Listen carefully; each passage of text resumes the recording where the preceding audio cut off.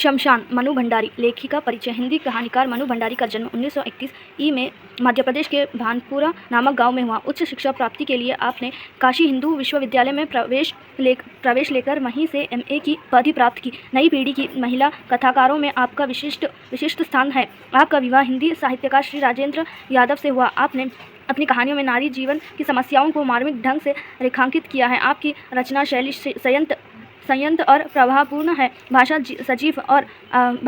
सजीव और अंडबार शून्य है। आपके कहानी संग्रह मैं हार गई, तीन निगाहों की एक तस्वीर, यही सच है, एक प्लेट सैलाब आदि है। पहाड़ी मनुष्य का परिचय देते हुए शमशान से कहता है, जीवन की पूर्णता के लिए वहाँ फिर प्रेम करता है। जीवित रहने की लालच के चलते ही वहाँ हर वियोग झेल लेता है, व्यथा सहा लेता है, क्योंकि सबसे अधिक प्रेम तो मनुष्य अपने आप से करता है। प्रस्तुत कहानी में मनु भंडारी ने इस सत्य को उजागर किया है। मनुष्य की स्वार्थ प्रथा, सुख लोलुपता एवं जीवन की वास्तविकता का परिचय कराने हेतु प्रस्तुत व्यंग्य रचना चयनित है। देखिए यहाँ पे, रात के 10 बजे होंगे। शमशान के एक और डोम ने बेफिक्री से खाट बिछाते हुए कबीर के दोहे की ऊंची तान छेड़ दी। जेही घाट प्रेम ना संचारे सोई घाट जान मसान। शमशान का दिल भर आया। एक सर्द आहा भरकर उसने पहलू में खड़ी पहाड़ी से कहा, मैं इंसान को जितना प्यार करता हूँ उतनी ही घृणा उससे पाता हूँ। सभी मनुष्य यही चाहते हैं कि कभी उन्हें मेरा मुंह ना देखना पड़े, पर वास्तव में मैं इतना बुरा नहीं हूँ। संसार में जब मनुष्य को एक दिन के लिए भी स्थान नहीं रह जाता, तब मैं उसे अपनी गोद में स्थान देता हूँ, चाहे कोई अमीर हो या गरीब, वृद्धि हो या बालक।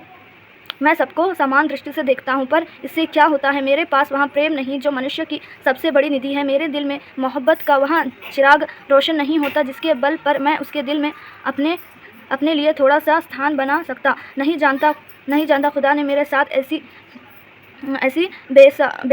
बेइंसाफ़ी का सलूक क्यों किया। शहर और शमशान के बीच खड़ी पहाड़ी मुस्कुरा दी। उसकी यहाँ व्यंग्यात्मक मुस्कुराहट शमशान के हार्दिया में चुभ गई। उसने पूछा, क्या तुम्हारी कभी यहाँ इच्छा नहीं होती कि तुम्हारे पास भी इंसान की तरह प्रेम भरा दिल होता, जिसमें आप अपने प्रिय के लिए मर मिटने की तमन्ना मचलती रहती है? कभी कभी दूर दूर से हवाएं आती है और लैला मजनू और शीरी फरहाद की प्रेम कहानियाँ मुझे सुना जाती है जो तो सच मानना मैं तड़पा कर रह जाता हूँ कि काश मैं भी मजनू होता और लैला की वियोग में अपने को कुर्बान कर देता। प्रिया की प्रतीक्षा में मैं पलकों के पावड़े बिछाकर बैठा रहता। सावन की उठी घटाएं मेरे मन में हुक उठाती और बसंत की सुरमई सांझें मेरे मन में तड़प बनकर रह जाती। प्रिया का जीवन ही मेरा जीवन होता और उसकी मौत मेरी मौत। पर क्या करूं, ईश्वर ने तो मुझे शमशान बनाया है, जिसके हार्द में प्रेम नहीं, स्नेहगता नहीं, सरसाता नहीं, केवल धू करती आग की लपटें हैं। एक आंख से शमशान को और दूसरी आंख से शहर को और उसमें बसे इंसानों को देखने वाली पहाड़ी ने पूछा, बड़ी तमन्ना है इंसान बनने की? शमशान ने कहा, तमन्ना मनुष्य के पास जैसा प्रेममय हार्दिय है, हाँ, उसे पाने के लिए मैं अपने जैसे 100 जीवन भी कुर्बान कर सकता हूँ। पहाड़ी मुस्कुरा दी। इतने में ही किसी के करुणा क्रदन ने शमशान के शीर्षक हार्दिया को दहला दिया। एक छोटी सी भीड़ किसी शव को लिए चली आ रही थी। उसमें एक सुंदर नवयुवक फूट कर रो रहा था, मानो किसी ने उसका स्वर्गसो लूट लिया हो। लाश उतारी गई। वहाँ उस नवयुवक की पत्नी थी। युवक का क्रदन शमशान के हार्दिया को भेद गया। सारा क्रियाक्रम समाप्त कर जैसे तैसे उस युवक को संभालकर वे लोग ले गए और शमशान सोचता रहा, कितना प्यार करता होगा यहाँ अपनी पत्नी को, काश मैं भी किसी को इतना प्यार कर सकता। दूसरे दिन सांझ के धुंधले प्रकाश में शमशान ने देखा, वही युवक आ रहा है।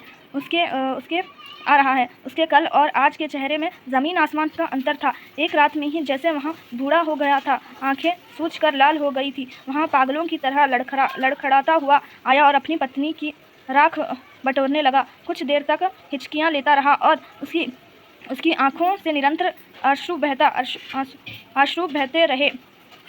फिर जैसे भावनाओं का बांध टूट गया, वहाँ से फोड़ फोड़ कर रोने लगा और चीखने लगा, तुम मुझे छोड़कर कहाँ चली गई सुकेशी, याद है कितनी बार तुमने कसमें खाई थी कि ज़िंदगी भर तुम मेरे साथ दोगी, पर 2 वर्ष में ही तुम तो मुझे अकेले छोड़कर चली गई। अब मैं तुम्हारे बिना जीवित नहीं रह सकता, तुम मुझे अपने पास बुला लो, नहीं तो मुझे ही तुम्हारे पास आने का कोई उपाय करना पड़ेगा। तुम नहीं तो मेरे जीवन का कोई अर्थ नहीं, कोई सार नहीं, कोई रस नहीं। तुम ही तो मेरे जीवन थी, मेरी प्रेरणा थी। अब मैं जीवित रहकर करूँगा ही क्या? मुझे अपने पास बुला लो, मैं तुम्हारे बिना नहीं रह सकता, किसी तरह भी नहीं रह सकता।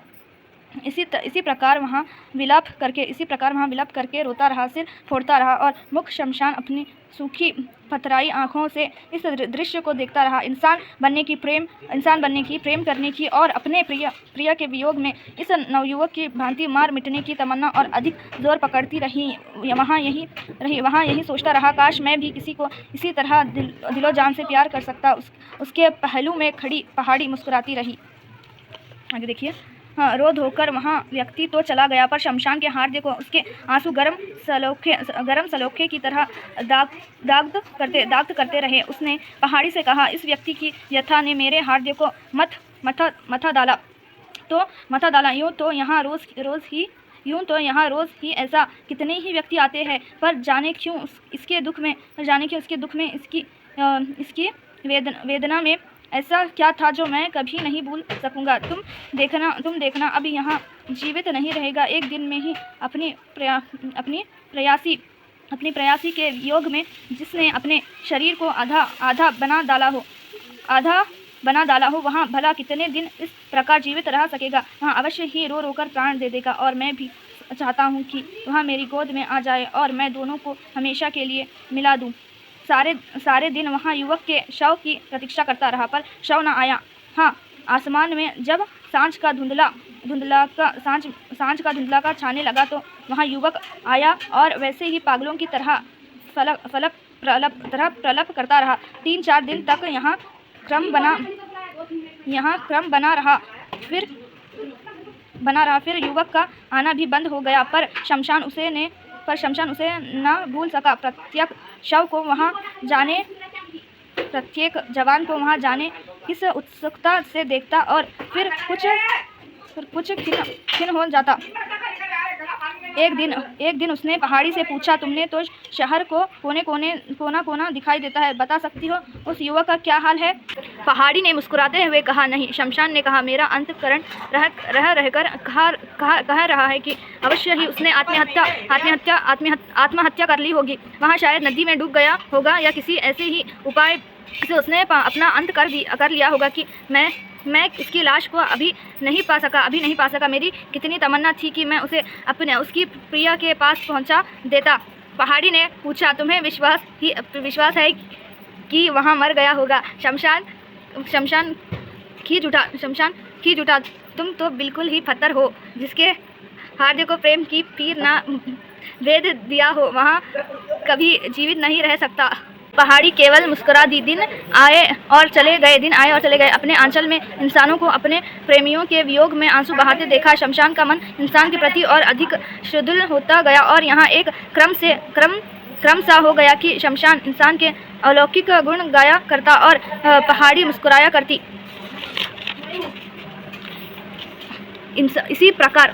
इसी प्रकार 3 वर्ष बीत गए। 3 वर्ष की लंबी अवधि भी इंसान के मन से शमशान के मन से सुंदर युवक की व्यथा को ना पहुँच सकी। वहाँ अक्सर उसकी बात करता, उसके उन आंसुओं की बात करता जो उसने अपनी प्रेयसी के वियोग में बहाए थे। उसके उस अनुपम प्रेम की बात करता जिसने उसे अवश्य ही आत्महत्या के लिए बधाया कर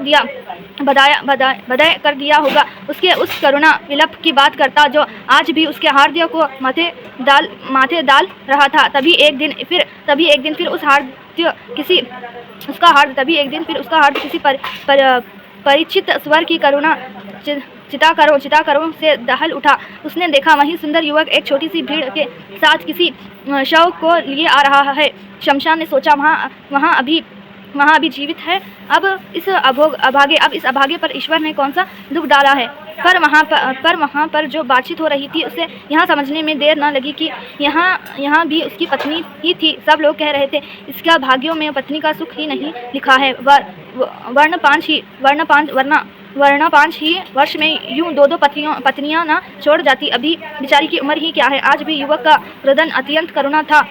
आज भी उसकी चिताकारें हार्द को दहला देने वाली थी। आज भी उसे आंसू गरम सलाखों की भांति हार्द को दहला देने वाले थे। उसके पहले दिन के रूप में और आज के रूप में कोई विशेष अंतर नहीं था। जैसे तैसे धीरज बांध कर और पकड़ कर लोग उसे ले गए। शमशान के मन में वर्षों से मनुष्य के अलौकिक प्रेम की जो धारणा जमी हुई थी उसको पहली बार हल्का सा धक्का लगा। संध्या समय वहाँ युवक फिर आया और अपनी पत्नी की राख में लौट कर विलप करने लगा। मैंने स्वप्न में भी नहीं सोचा था कि तुम मुझे इस प्रकार छोड़कर चली जाओगी। यदि मुझे इसी तरह मझधार में छोड़ कर जाना था तो मेरा साथ ही क्यों दिया। अब मैं तुम्हारे बिना कैसे जीवित रहूँगा।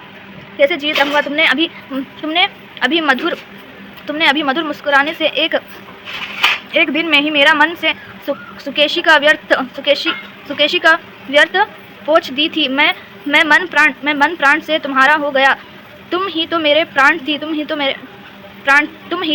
थी। अब यहाँ निष्प्राण देह कैसे जीवित रहेगी। कितने दिन जीवित रहेगी। मुझे अपने पास बुला लो। अब मैं इस संसार में नहीं रह सकूँगा। सुकेशी तो मेरी अनुगामिनी थी, इसलिए मुझे उसका अभाव नहीं खटका। पर तुम तो मेरी सहगामिनी थी। हम तो 2 शरीर एक प्राण थे। अब प्राण ही चले गए तो शरीर का क्या प्रयोजन। इसी तरह वहाँ रोज आता घंटों विलप करता और चला जाता। उसके आंसुओं में कुछ ऐसी शक्ति थी, उसके विलप में कुछ ऐसी सच्चाई थी कि शमशान के मन में पहले जो एक हल्की सी संदेह की रेखा उभर आई थी अब वहाँ भी मिट गई। एक बार फिर शमशान उसके शव की प्रतीक्षा करने लगा और अधिक दृढ़ता विश्वास के साथ कि इस धक्के ने अवश्य ही उसके जीवन का अंत कर दिया होगा। शमशान बराबर मन में यहाँ सदा संजोए बैठा रहा कि कब वहाँ उस युवक और उसकी पत्नी को अपनी गोद में सदा के लिए मिला दे। ऐसा मिलाप जिसमें वियोग का भय ना हो, बिछड़ने की आकांक्षा ना हो। पर उसका शव ना आया। उसके हार्द की लालसा बनी रही। फिर वही धारा चल पड़ा। रोज ही ना जाने कितने शव जलते, मनुष्य रोते। शमशान मनुष्य के अलौकिक प्रेम की गुण जगाता और पहाड़ी मुस्कुराती। अंतर था तो केवल इतना कि शमशान के स्वर में कुछ उतार आ गया था और पहाड़ी की मुस्कुराहट में व्यंग कुछ अधिक स्पष्ट और प्रखर हो गया था। 2 वर्ष भी नहीं बीत पाए होंगे कि शमशान के कानों में फिर वही परिचित स्वर सुनाई पड़ा और उसके आश्चर्य का ठिकाना नहीं रहा। अब जब उसने देखा कि वहाँ युवक इस बार अपनी तीसरी पत्नी के शव को जलाने आया है, उसने सोचा शायद बिना प्रेम के ही उसने मजबूरी में विवाह कर लिया हो। पर उस युवक का विलाप सुना तो वहाँ भ्रम भी जाता रहा। आज भी उसका क्रदन उतना ही करुणा था। आज भी उसकी चिताकार हार्दिया को दहला देने वाली थी। आज भी उसके अश्रु गरम सलाखों की भांति दाग कर देने वाले थे। उसके पहले वाले रूप में और आज के रूप में कोई अंतर न था। उसकी बातें भी वही थी। केवल इतना अंतर था कि आज उसे अपनी तीसरी पत्नी ही सबसे अधिक गुणी दिखाई दे रही थी। वहाँ दावा कर रहा था कि तीसरी पत्नी से ही उसका सच्चा प्रेम था। पहली 2 स्त्रियां का प्रेम बचपना था, ना समझी थी। पहली उसकी अनुगामी थी, दूसरी सहगामी तो तीसरी अग्रगामी थी। उसकी पथ प्रदर्शक थी। उसके बिना वहाँ एक कदम भी जीवित नहीं रह सकता। वही पुरानी बातें, वही विलाप, वही कृदान, मानो इसका भावना के साथ कोई संबंध ही ना हो। कंठस्थ पाठ की तरह वहाँ उसे दोहरा रहा हो। मनुष्य के अलौकिक प्रेम की जिस भावना को शमशान अपने हार्दिय में बड़े यतन से संजोए बैठा था, उसका वही हार्दिय इस दृश्य से पत्थर हो गया। वहाँ आँख विमूढ़ सा देखता रहा। उसकी दृष्टि पथराई हुई थी। उसमें एक प्रश्न साकार हो उठा था। पहाड़ी ने उसकी यहाँ हालत